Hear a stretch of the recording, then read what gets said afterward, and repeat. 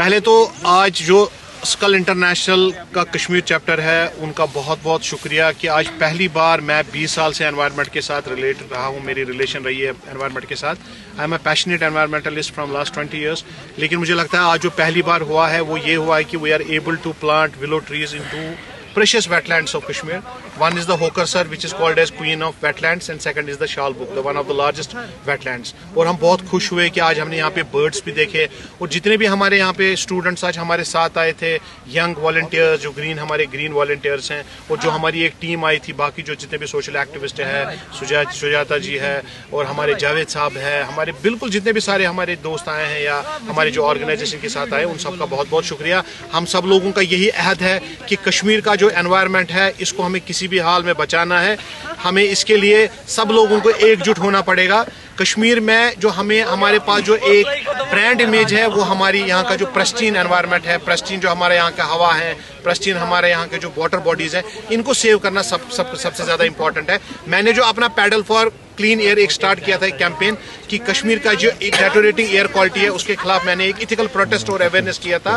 मुझे लगा था कि इससे अच्छा क्या होगा कि अगर मैं उस अपने अवेयरनेस को यहाँ पे कंक्लूड करूँ, इस शालबुक के वेटलैंड पे जहाँ पे हमने आज प्लांटेशन की। और सब लोग ये कहते हैं कि स्पीशीज का चूज करना for the plantation is very important. I think we have wisely chosen the species for the wetland, that is the willow.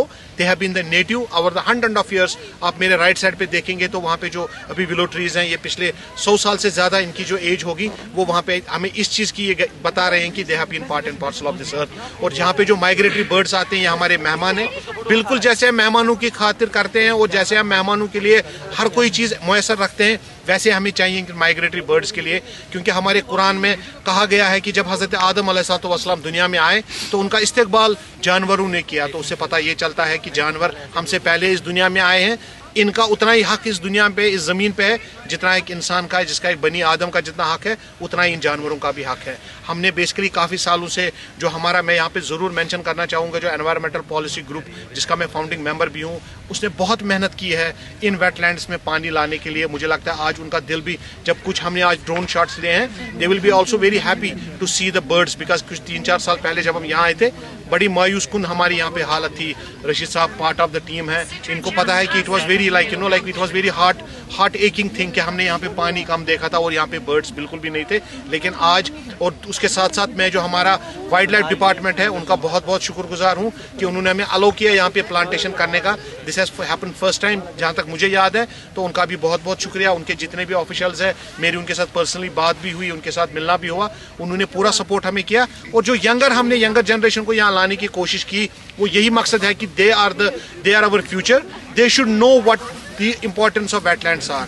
They should know if there are no wetlands, there will be no Kashmir. They should know if there are no water bodies, there will be no Kashmir.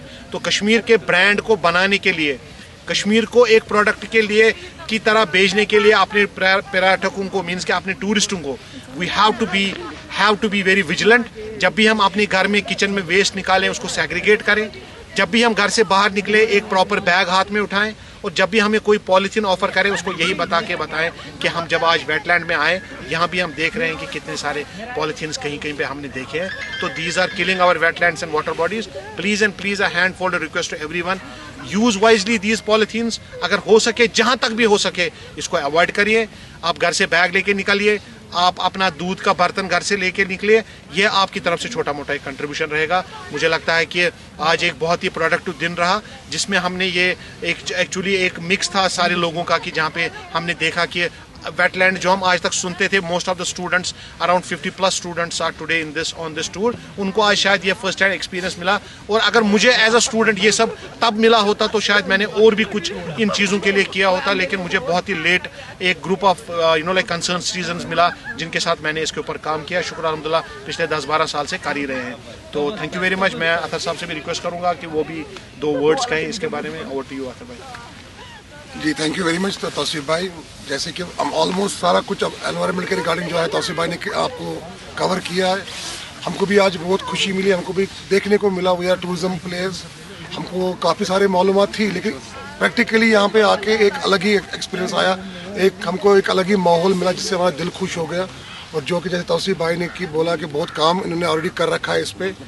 इंशाल्लाह हमारी पूरी उम्मीद है कि हमारी fraternity जो है tourism fraternity जो इसी पे डिपेंड है, जो माहौलियत पे ही